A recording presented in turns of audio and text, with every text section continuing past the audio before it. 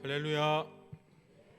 오늘 오후 예배에 나오신 성도님들을 환영하고 축복합니다. 성탄 시즌을 또 대강절을 보내고 있는데요.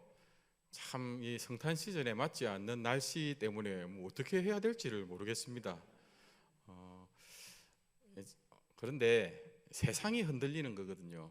하나님께서 세우신 질서가 어떤 이유에서든지 흔들릴 때는 주님 오실 날이 임박했을 때입니다. 저와 여러분이 더욱 깨어 하나님 앞에서 믿음 준비 잘하고 또 우리의 신랑으로 오실 주님을 우리가 간절히 사모하며 기다리는 저와 여러분이 되었으면 좋겠습니다. 한 가지 에피소드가 있어서 먼저 말씀드리는데요. 우리 소망부에 우리 지세립 허영은 집사님 두 자녀 우리 관유와 온유가 소망부 예배를 섬기거든요. 반주와 또 우리 PPT 또 싱어로 이렇게 섬겨주는데 관유가 감기 때문에 아파서 오늘 나오지 못했습니다. 오늘 온유가 저를 만나면서 이렇게 이야기하더라고요. 우리 오빠 또 감기 걸렸어요. 그래가지고 신앙생활 어떻게 할지 모르겠어요. 제가요 참 깊은 감명을 받았습니다. 야, 진짜 예배를 위하여 몸을 관리하는 온유의 영성과 참 우리 안에 연약함 때문에 우리가 신앙이 무너질 수도 있다고 염려하는 이게 마지막 때에 깨어있는 영성이 아닌가라는 생각이 듭니다. 우스개로 전해드렸지만 하나님을 예배하는 우리는 몸과 마음 관리 잘해야 됩니다. 몸이 아프거나 연약하거나 마음이 상해서 하나님을 예배해야 되는데 예배하지 못하면 그것만큼 하나님 앞에 불충한 것이 무엇이 있겠습니까? 환절기에 지금 또 더워졌다가 우리 이번 주는 또 극심한 추위가 몰려온다고 하는데 우리 몸 관리도 잘하고 우린 예배자니까 또 마음 관리도 잘해서 하나님 기뻐하시는 예배를 준비하는 저와 여러분 되었으면 좋겠습니다. 오늘 말씀은 마태복음 11장 18절에서 25절입니다. 마태복음 1장 18절에서 25절 말씀입니다. 대강절 2주차에 또 예수님의 성탄에 대한 말씀을 함께 나누고자 합니다. 말씀을 저와 한 절씩 교독하겠습니다. 예수 그리스도의 나심은 이러하니라. 그의 어머니 마리아가 요셉과 약혼하고 동거하기 전에 성령으로 잉태된 것이 나타났더니 의로운 사람이라 그를 드러내지 아니하고 가만히 끊고자 하여 이 일을 생각할 때에 주의 사자가 현몽하여 이르되 다윗의 자손 요셉아 내 아내 마리아 데려오기를 무서워하지 말라. 그에게 잉태된 자는 성령으로 된 것이라. 아들을 낳으리니 이름을 예수라 하라. 이는 그가 자기 백성을 그들의 죄에서 구원할 자이심이라 하니라. 이 모든 일이 된 것은 주께서 선지자로 하신 말씀을 이루려 하심이니 이르시되 보라 처녀가 잉태하여 아들을 낳을 것이요 그의 이름은 임마누엘이라 하리라 하셨으니 이를 번역한즉 하나님이 우리와 함께 계시다 함이라. 요셉이 잠에서 깨어 일어나 주의 사자의 분부대로 행하여 그의 아내를 데려왔으나 아들을 낳기까지 동침하지 아니하더니 낳음의 이름을 예수라 하니라. 아멘. 오늘 본문의 말씀으로 임마누엘 예수라는 제목으로 말씀을 묵상하고자 합니다. PPT 한번 보여주시면 우리는 지금 대강절을 보내고 있습니다. 대강절은 성탄절이 이르기 전 4번의 주일을 포함한 절기입니다.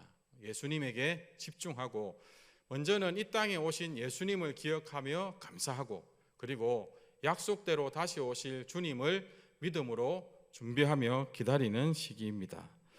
오늘은 대강절 2주차입니다. 대강절 2주차에 또 함께 말씀을 나눌 수 있어서 귀한 은혜가 있으리라고 생각합니다. 예수님께서는 약속하신 대로 약 2000년 전에 이 땅에 오셨습니다. 어린 아기의 모습으로 초라한 마구간에 임하셨습니다. 여러분, 이 땅에 오신 예수님 어떤 분으로 여기십니까? 초대교회 시절에 여러 이단이 있었는데 한 이단은 그 성도들을 향하여 이렇게 예수님에 대해서 전했습니다. 예수님은 하나님이시고 사람의 몸으로 오신 것은 아니다. 그냥 우리의 눈에 사람의 몸으로 오신 분인 것처럼 보였을 뿐이다. 이 가연설인데요. 그러니까 그냥 실제로 인간의 몸을 입고 오신 것처럼 보였다는 것입니다. 그렇게 가르치면서 예수님의 죽으심과 부활을 그것은 없는 일로 여기서 교회를 힘들게 했던 그러한 이단이 있었던 반면 또 다른 한 이단은요, 이게 지금 우리가 생각하면 얼토당토 않는데, 한 사람이 하나님의 은혜를 받아서 주를 위하여 진짜 열심히 한번 섬겨야 되겠다 해서 열심히 섬겼는데 그것이 하나님의 눈에 들었다는 겁니다. 그래서 하나님께서 이렇게 나를 지극히 사랑하고 열심히 섬기는데 내가 그를 나의 아들 삼아야 되겠다 해서 그를 통해서 하나님의 구원의 은혜가 부어졌다, 이렇게 가르치는 이단이 있었습니다. 그러니까 예수님의 신성을 부인한 것이지요. 어쨌든 그래서요, 우리가 사도신경에 예수님에 대한 여러 믿음의 고백을 하는데 이런 모든 이단들의 공격이 사도신경이라고 하는 분명한 믿음의 고백을 만들어서 함께 고백하게 되는 일에 귀한 배경이 되었습니다. 예수님에 대해서 성경은 이렇게 가르칩니다. 요한복음 1장 14절에 보면 말씀이 육신이 되어 우리 가운데 거하시매.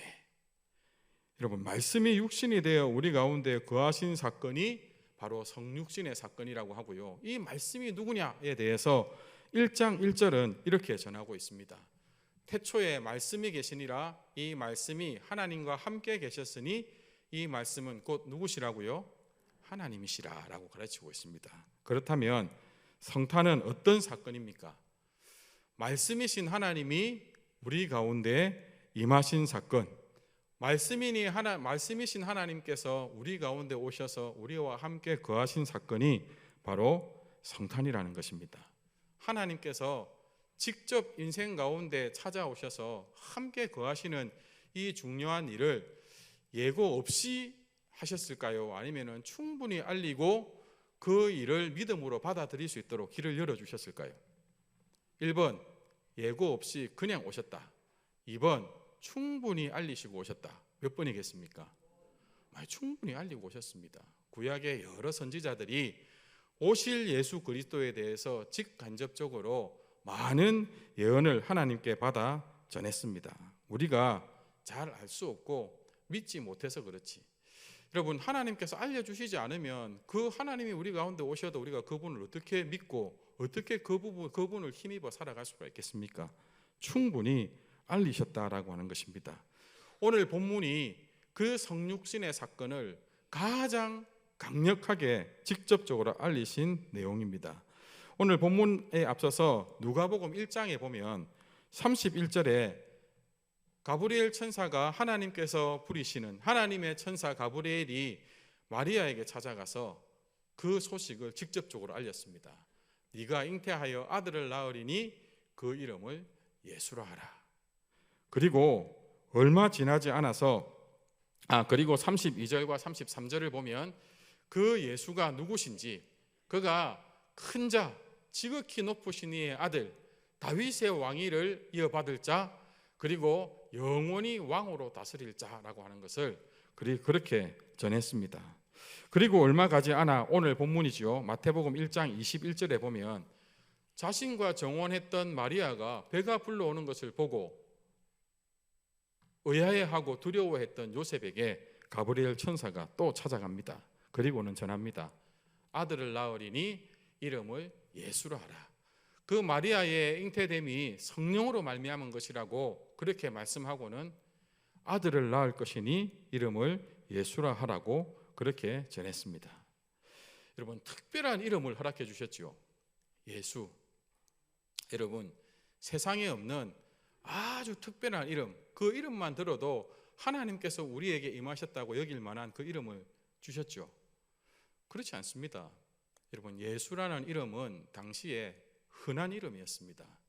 왜냐하면 하나님의 택한 백성 이스라엘에게 여러분, 하나님께서 구원하시겠다고 하는 약속, 그리고 장차 메시아를 보내어 그리스도를 보내어 그 구원을 이루시겠다고 하는 약속이 무궁하게 많은 예언들이 이미 주어졌고 많은 백성들이 그 하나님의 구원을 기다리고 있었기 때문입니다. 여러분, 특별히 예수님 당시는 로마의 지배 가운데 있었는데 그들의 바람이 무엇이겠습니까? 여러분, 우리가 일제의 그 정복기에 있었을 때, 일제 강점기에 있었을 때, 여러분, 우리의 꿈에도 소원은 무엇이었습니까? 독립이었습니다. 여러분, 남북이 분단되어 있는 우리나라의 꿈에도 소원은 무엇입니까? 통일이잖아요. 복임 통일. 여러분, 이 소원을 가지고 있을 때 여러분, 그 백성들은요 자신의 이름을 혹은 자기 자녀의 이름을 그 소망을 두고 지었습니다.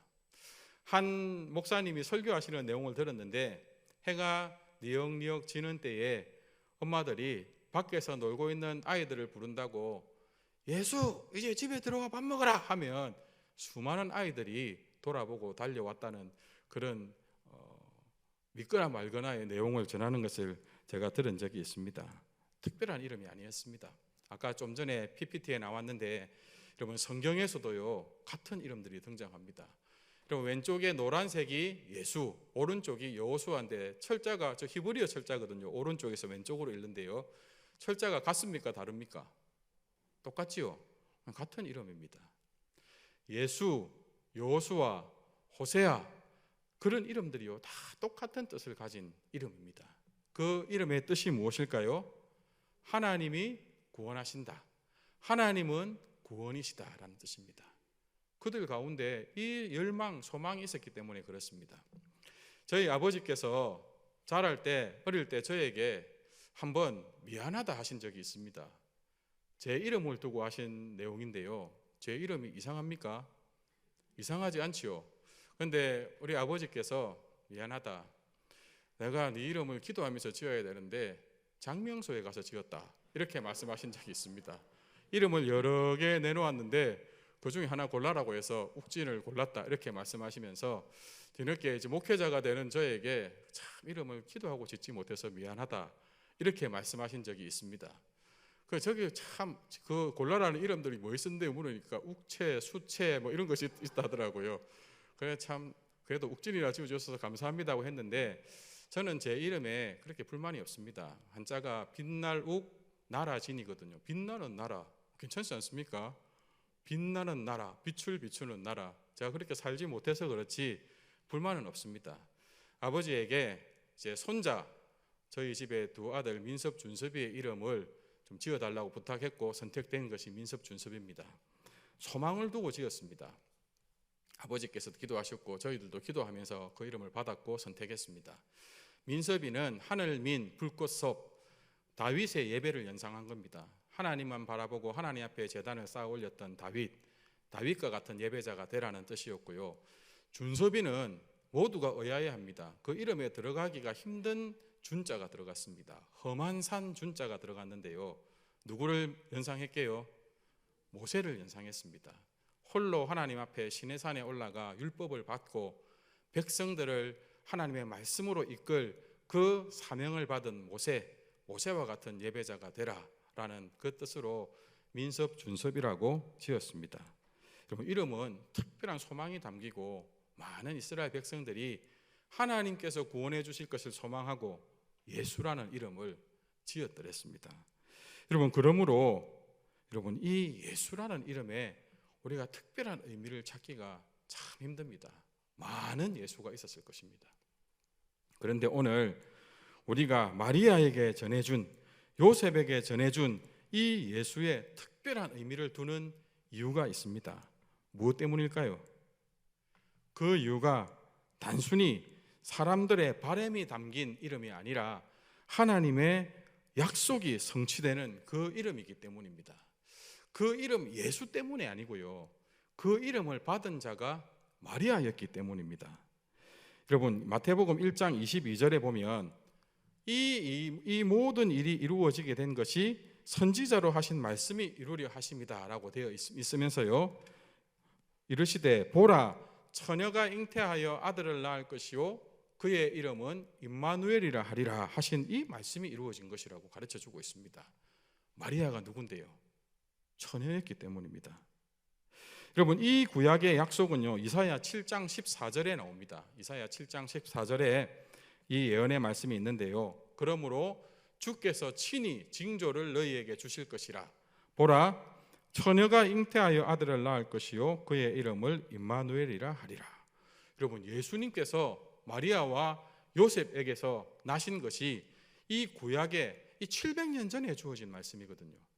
700년 예수님이 태어나시기 700년 전에 주어진 선지자의 이 말씀이 성취된 것이라고 그렇게 성경이 가르쳐주고 있는 것입니다. 이 약속에 대한 배경을 잠깐 설명드리면 이 약속은 유다 왕 아하스 때에 주어졌습니다. 여러분, 당시 유다를 무력으로 정복하려는 시도들이 끊임없이 주위 나라들이 있었는데요. 그 중에 아람과 북이스라엘이 강력하게 유다를 정복하려고 끊임없이 전쟁을 일으켰더랬습니다. 그런데 번번이 실패했습니다. 왜 실패했을까요? 유다가 무너지면 안 되거든요. 하나님께서 유다를, 그리고 유다의 남유다의 그 왕권을, 다윗의 그 왕위를 계속 이어가서 예수 그리스도를 보내주시겠다고 약속하셨기 때문에 아무도 못 건듭니다. 어쨌든지 지금 아하스는요 굉장히 힘든 상황입니다. 그러다가 한 소식을 듣습니다. 이사야 7장 2절입니다. 7장 2절에 보면 어떤 사람이 다윗의 집, 이 유다를 가리키는 겁니다. 다윗의 집에 알리기를 아람이 에브라임과 동맹하였다 하는 소식을 전해주는 겁니다. 아람이 유다를 치고 북이스라엘이 유다를 치는데 그래도 안 되니까요, 그 두 나라가 별로 친한 나라도 아닌데 두 나라가 딱 연합해서 우리 같이 공격하자, 그래서 유다를 같이 정복하자, 그러고 난 다음에 뭐 나중에 문제고 일단 같이 공격하자는 그런 동맹을 맺었다는 소식이 이 유다 왕 아하스에게 전해지는 것입니다. 그러자 7장 4절에 보면요, 유다와 온 백성이 두려워 낙심하고 떨기 시작합니다. 여러분, 이때 하나님께서 이사야를 딱 보내서 안심시켜라, 그리고 그에게 위로해 주는 말씀을 주시는데 그 말씀이 바로 이사야 7장 14절의 말씀입니다. 이사야가 아하스 왕에게 딱 이야기하거든요. 하나님께서 붙들어 주시고 그들이 아무리 연합해도 불탄 두 부직갱이 같을 뿐이니까 아무 힘이 없을 거니까 두려워하지 마십시오. 그리고 하나님께서 반드시 이 일을 이루시겠다고 징조를 구하라 했으니까 징조를 구하십시오 했는데 아하스가요 그 사실을 잘 안 믿었습니다. 그래서 징조를 안 구했습니다. 그래서요 하나님께서 친히 스스로 마련하여 그 아하스 왕에게 주신 위로의 말씀, 소망의 말씀이 이사야 7장 14절입니다. 처녀가 잉태하여 아들을 낳을 것인데 그 이름을 임마누엘이라고 하라는 것이죠. 여러분, 1차적으로 이 말씀은 유다의 구원에 대한 약속입니다. 그리고 성취됩니다. 임마누엘이라고 하는 이름을 가진 아이가 태어나서 채 자라기도 전에 여러분, 이 아수르 왕이 들어와서 너희들을 공격하려고 했던 아람과 북이스라엘의 왕들을 다 없애버릴 것이다, 이렇게 예언이 주어졌는데 이 일이 이루어집니다. 아하스가 믿지 않아 징조를 구하지 않았기 때문에 아하스는 이것을 경험하지 못합니다. 아하스 왕이 죽고 5년이 지난 후에 실제로 아수르에게서 북이스라엘과 아람이 멸망하게 됩니다. 여러분, 성경이 더 이상 자세하게 언급하지 않기 때문에 모르지만 이 모든 일은 분명히 하나님의 주권 하에 이루어졌음을 우리는 압니다. 분명히 임마누엘이라는 이름을 가진 아이가 태어났을 것입니다. 그리고 그 아이가 채 자라 스스로 홀로 독립하기 전에 이 일이 이루어졌을 것입니다. 많은 성경학자들은 이 구절에 처녀가 잉태하여 할 때 이 처녀가 실제로 그 당시에 이 처녀는요 젊은 여자를 통칭하기도 했고, 그리고 정말 남자를 모르는 동정녀를 가리키는 단어이기도 했거든요. 이 단어가 처녀인지 동정녀인지 젊은 여자인지 동정녀인지 이거 갖고 싸우지만 저는 그것은 크게 문제없다고, 그렇게 무의미한 문제라고 생각합니다. 어쨌든 하나님의 약속대로 이 일이 이루어졌는데 중요한 것은 오늘 본문입니다. 오늘 마태복음 1장 23절에 평범한 이 예수의 이름이 많이 나오는 중에 또 하나의 예수의 이름이 나오는데 이 이름을 받은 마리아, 그리고 이 예수님이 태어나게 됐던 그 몸, 마리아의 몸이 여러분 동정녀의 몸이었다는 것입니다. 처녀의 몸이었다는 것입니다. 여러분, 가브리엘이 마리아에게 잉태하여 아이를 낳을 것을 예고했을 때 마리아의 반응이 누가복음 1장 34절에 나옵니다. 뭐라고 반응할까요? 마리아가 천사에게 말하되 뭐라고요? 나는 남자를 알지 못하니. 큰 자가 되고 지극히 높으신 자의 아들이 되고 그리고 영원한 왕권을 그 나라가 무궁할 것을 약속받았지만 그 내용이 아무리 좋아도 나는 남자를 모르는데요. 난 아직 결혼을 안 했고 남자를 만난 적이 없는데요. 어떻게 나에게서 그 일이 일어납니까? 이것이 마리아의 반응이었습니다. 마리아는 아이를 낳을 수 있는 자가 아니었습니다. 그런데 이 일이 성령으로 될 것이라고 말씀했습니다. 왜요? 반드시 참된 구원자 임마누엘의 하나님이 처녀의 몸으로 오실 것을 예언해 놓고 있었기 때문입니다. 오늘 본문이 은근히 강조하고 있는 것이 있습니다. 먼저 마태복음 1장 18절을 보면 그리스도 예수 그리스도의 나심에 대해서 이야기하면서 그의 어머니 마리아가 요셉과 약혼하였지만 뭐하지 않았다고요? 동거하기 전에 성령으로 잉태되었다고. 이 예수님이 동정녀의 몸에서 나셨다고 분명히 가르쳐주고 있습니다. 19절에도 보면 그의 남편 요셉이 의로운 사람이었다고 그렇게 가르쳐주고 있습니다. 그렇게 우리에게 임마누엘의 그 예언이 예수 그리스도, 마리아의 몸에서 난 예수 그리스도를 통하여 700년이 아니잖아요. 2700년 전에 그 일이 우리에게 온전히 이루어졌다라고 하는 것을 우리에 말씀해주고 있는 것입니다. 여러분, 임마누엘의 약속이 예수 그리스도로 말미암아 완전히 성취되었습니다. 예수 그리스도께서 우리와 함께 하시는 임마누엘 하나님의 보증이 되신다는 것입니다. 임마누엘의 뜻이 뭘까요? 임마누엘의 뜻, PPT 한번 보여주시면 임마누엘의 뜻은 하나님이 우리와 함께 계시다라는 뜻입니다. 그러면 온 세상의 주인이신 하나님이 언제 우리와 함께 계시지 않은 적이 있었습니까? 있었습니다. 죄는요, 하나님과 우리를 함께 거하지 못하게 만든다는 것이죠. 하나님께서 죄로 인하여 하나님과의 모든 관계가 단절된 인생들을 향하여 임마누엘의 하나님의 약속을 주셔서 내가 너희와 함께 계시겠다라고 그렇게 말씀하셨습니다. 여러분, 함께 계시다는 의미가 무슨 의미일까요? 하나님께서 우리와 함께 계신다는 의미. 우리는 장성해서 이 의미를 잘 못 깨닫는데요. 아이들에게는 함께 계신다라는 하는 이 의미는요, 명확합니다. 아이가 누군가에게 위협을 당하거나 자기가 생각할 때 억울한 일을 당했다, 내 힘이 딸리는 문제가 달렸을 때 그 아이들이 뭐라고 어떻게 반응할까요? 우리 아빠 데리고 온다. 네, 우리 아빠 데리고 온다 하고는 가서 아빠 데리고 놀이터로 가는 겁니다. 그러면 해결됩니다. 여러분, 하나님께서 우리와 함께 하신다, 하나님께서 우리와 함께 계시겠다고 임마누엘 이름에 주신 것은요, 네 힘으로 해결할 수 없는, 네가 결코 극복할 수 없는 그 문제를 내가 해결해 주겠다는 말씀입니다. 내가 책임져 주겠다는 말씀입니다. 내가 나의 권세와 능력으로 내가 너를 한번 살려주겠다, 내가 너를 회복시켜 주겠다, 내가 너를 가장 영광스러운 자 되게 해주겠다, 이 약속을 주시는 것입니다. 그리고 예수 그리스도를 이 땅에 참 초라한 마국간에 연약한 어린아이의 모습으로 이 땅에 임하시지만, 예수 그리스도로 임하시지만 그 일이 바로 하나님의 그 약속이 이루어지는 일이라고 말씀하고 있는 것입니다. 여러분, 하나님께서 함께 하셔서 우리가 절대 이룰 수 없는 일을 이루어 주시는 일, 그게 무엇일까요?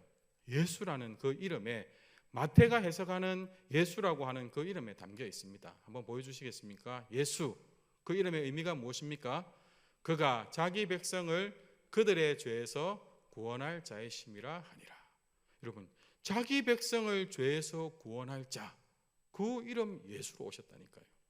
하나님께서 우리를 그 죄에 빠져서 아무것도 할 수 없는, 그 죄 문제에 있어서 그 어떤 능력도 발휘할 수 없는 우리를 그 죄로부터 자유 주시고 구원하시기 위하여 임마누엘의 하나님으로 오셨는데, 그 사건이 예수 그리스도의 나심으로 이루어졌다라고 하는 것입니다. 죄로부터의 구원, 죄로부터의 자유가 바로 임마누엘의 하나님께서 예수 그리스도로 우리 가운데 성육신하신 사건입니다. 여러분, 우리는 지금 성탄 시즌을 보내고 있습니다.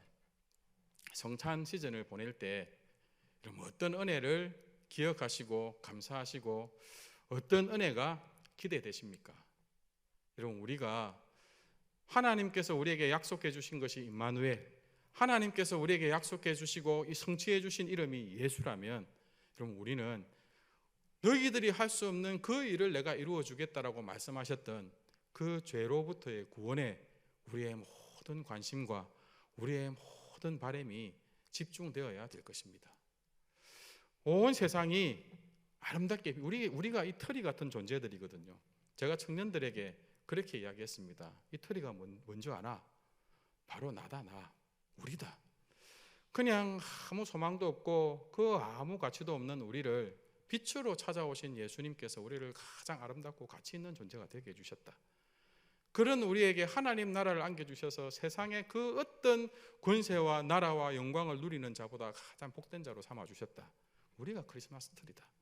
우리가 이 소식을 세상에 전하고 그래서 우리로 말미암아 하나님의 영광이 세상에 드러나야 된다. 그렇게 가르치고 매주 우리 특별히 12월 한 달은 우리 자신이 크리스마스가 트리가 되어서 살아가자고 그렇게 권면하고 있습니다. 여러분, 온 세상이 환하게 빛나고 아름답고 선물이 오가고 하지만 여러분, 이 성탄 대강절을 맞이하며 우리가 하나님 앞에서 다시 한번 집중하고 돌아봐야 될 것은 나는 진짜 죄로부터 임마누엘의 하나님 예수 그리스도께서 이루신 그 은혜를 온전히 누리고 있는가? 깨닫고 그 은혜가 앞으로 이루실 일들을 기대하고 있는가? 여기에 우리의 관심이 집중되어야 된다는 것입니다. 예수 그리스도의 보혈이 여러분 우리를요 죄에서 자유케 했습니다. 예수 그리스도의 십자가 보혈의 능력이 저와 여러분을 죄에서 자유케 했습니다.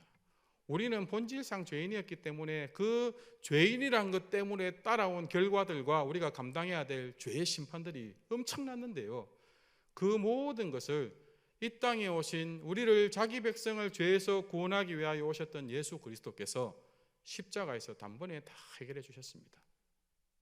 여러분, 그런데 거기서 끝일까요? 우리와 영원히 함께 계시겠다고 오셨던 임마누엘의 하나님, 예수 그리스도의 이름으로 오셨던 그 임마누엘의 하나님이 그냥 내 죄의 결과, 내가 받아야 될 심판을 다 제하해 주시는 것으로 끝일까요? 그러면 온전한 임마누엘이 되겠습니까? 그 이후에 무엇 하실까요? 이제는요, 그러면 임마누엘, 우리의 죄가 심판에서 우리가 자유케 벗어나게 됐다는 것은 그냥 나를요, 자격 없는 나를 하나님이 가지고 오신 그 하나님 나라에 들여보내주셨다는 의미잖아요. 절대 하나님 나라의 백성으로 살아갈 수 없는 우리를 하나님 나라의 백성으로 여겨주셨다는 것인데 그 이후에 왕은 무엇을 할까요? 이제는 그가 진짜 하나님 나라의 자녀가 되도록 끊임없이 일하십니다. 오늘 저와 여러분 안에 여전히 남아있는 죄의 영향력, 우리의 본성이 바뀌지 않았기 때문에 여전히 우리 안에 꿈틀대는 죄의 영향력을 두고 끊임없이 싸우신다는 것입니다. 하나님께서 임마누엘의 하나님으로 예수 그리스도로 우리 가운데 임하셔서 저와 여러분 안에 있는 마음과 생각과 행실과 여러분 우리가 알지 못하는 그 수많은 죄의 영향력과 끊임없이 싸워서 우리를 하나님 나라에 걸맞는 하나님 나라 백성에 합당한 자로 끊임없이 우리를 위하여 열심을 내어 일하고 계신다는 것입니다. 여러분, 그 하나님을 우리가 믿고 의지하는 저와 여러분이 되었으면 좋겠습니다. 적어도 성탄절, 그 매년 성탄절 이 대강절 시기를 한 달씩 보낼 때마다 우리 안에 있는 죄의 영향력이 툭툭 떨어져 나가야 됩니다. 우리 안에 있는 주를 향한 거룩한 마음이 더 커지고 그 거룩한 마음이 주님께서 주시는 빛이 우리 안에 있는 어둠과 죄와 영향력들을 다 밀어내야 됩니다. 어제 짓던 죄를 오늘 짓고 작년에도 실패했던 그 일에 올해도 실패하면 안 됩니다. 저와 여러분이 우리를 위하여 이 땅에 오셔서 임마누엘의 하나님으로 그 권세와 능력으로 우리를 거룩하게 하시는 이 열심을 내실 때 우리도 예수 그리스도의 편에 서서 주님의 편에 서서 이 죄와 싸워 이겨내야 됩니다. 왜냐하면 다시 오실 주님은, 재림의 주님은 공의의 통치를 가지고 심판주로 오시기 때문입니다. 하나님께서는 우리를 그 공의의 통치를 가지고 마지막 심판주로 오실 때 환호할 자로 우리를 두기를 원하시지, 원수를 책망하실 때 그 원수와 함께 책망받을 자, 심판받을 자로 우리를 두기를 원하지 않고 계시기 때문입니다. 주의 재림을 우리가 왜 기다립니까? 내 안에 힘겨운 죄의 싸움을 감당할 때 그 날이 이르면 그 죄와 싸움할 때 끊임없이 우리의 발목을 붙들고 끊임없이 우리를 좌절시키고 낙심시키고 주저앉혔던 그 모든 죄의 원수들을 그날 예수님께서 다 박살내버리실 거기 때문입니다. 내가 힘겨운 죄와의 싸움을 감당할 때 그 과정에 계속해서 나를 방해하고 나에게 걸림돌을 놓고 그리고 나를 계속해서 실패하게 만들었던 그 죄의 모든 영향력들과 그 죄의 모든 요소들을 주님께서 다시 오시는 그날 다 멸하실 것이기 때문입니다. 우리에게 약속해 주셨잖아요. 주님 다시 와서 오실 때 우리를 주님 앞에 흠과 티도 없는 자로 세우시겠다고. 그 일을 위하여 지금도 일하고 계신다고. 그리고 약속하시잖아요. 주님 다시 오실 때 우리가 예수 그리스도와 같은 모습으로 주님 앞에 서게 될 것이라고. 저와 여러분 안에 재림을 기다리는 소망 중에 그 소망이 있어야 된다는 것입니다. 말씀을 맺겠습니다. 예수, 자기 백성을 그들의 죄에서 구원하시는 일. 여러분, 우리가 착하게 산다고 우리가 많이 후회하고 뉘우친다고 되는 일이 아니기 때문에 하나님께서 임마누엘의 하나님으로 하나님께서 친히 이 일을 해결해 주시기 위하여 예수 그리스도로 우리 가운데 오셨습니다. 이미 이루셨고 지금도 이루어가고 계시는 중입니다. 이 예배가 지금 그 일을 이루시고 있는 중입니다. 우리 안에 가르쳐 주시고 우리 안에 깨닫게 해주시고 주님이 내 편이 되어서 그렇게 일하신다면 내가 죄와 싸울 수 있겠구나, 이 확신을 주시고 장차 오실 주님 앞에, 여러분 그 주님 신랑인데요, 신랑 앞에서요 흠과 티를 가지고 서고 싶은 신부가 누가 있겠습니까? 우리 안에 거룩한 열망을 주시고 가장 멋진 신랑 오신 그 주님 앞에 가장 깨끗하고 가장 아름다운 모습으로 서고 싶은 그 간절한 소망을 주셔서 저와 여러분을 거룩하고 정결한 주님의 신부로 빚어가고 계시는 것입니다. 이 일은 반드시 이루어질 것입니다. 우리 대강제를 보내며 우리 안에 있는 죄의 문제, 우리를 위하여 열심으로 이 문제를 해결해 주시는 하나님의 편에 서서 우리도 그 하나님의 일에 동력합시다. 하나님, 저도 죄와 싸우겠습니다. 저도 제 안에 늘 넘어졌던 문제 이번에는 한번 딛고 일어서겠습니다. 한번 돌파하겠습니다. 주님, 내게 은혜 베풀어 주셔서 내가 내 안에 있는 죄의 영향력은 점점 사라지고 내 안에 거룩한 영향력이 더 강력해지고 하나님을, 예수 그리스도를, 다시 오실 주님을 맞을 수 있는 믿음의 준비 잘 할 수 있도록 그렇게 은혜 베풀어 달라고 기도하고 간구하고 힘쓰는 저와 여러분, 우리 교회 되기를 간절히 소망합니다. 찬송가 268장 찬송할 텐데요, 이 찬송이 그 내용을 참 잘 가르쳐주고 있습니다. 혹시 가사 한번 보여주시겠습니까? 죄에서 자유를 얻게 하는 보혈의 능력, 주의 보혈인데요, 여러분 이 주의 보혈의 능력이요 그냥 우리를 그냥 죄에서 자유하는 것, 그냥 죄의 심판에서 벗어나는 것으로 그치지 않습니다. 특별히 저는 두 번째 구절을 참 좋아하는데요, 어떻게 됩니까? 1절의 두 번째 구절을 보면 시험을 이기고 승리하게 하십니다. 여러분 계속해서 싸움이 있다는 말이잖아요. 죄의 싸움이 있는데 이 보혈의 능력이 그냥 지옥 안 가게 하는 걸로 끝나는 것이 아니라 오늘 내 안에 주어진 죄의 싸움에서 이기게 하신다는 겁니다. 2절의 두 번째 구절을 보면요, 내 안에 여전히 남아있는 더러운 마음을 다 씻어서 정결한 마음을 얻게 해주시는 능력이라는 것입니다. 3절의 두 번째 구절, 부정한 모든 것을 밝히시는 능력. 4절 한번 보십시오. 날마다 나에게 찬송할 수 있도록 힘주시는 능력이 이 보혈의 능력이라는 것입니다. 우리를 위하여 이 땅에 오신 임마누엘 예수 그리스도의 이 능력 힘입는 저와 여러분이 됩시다.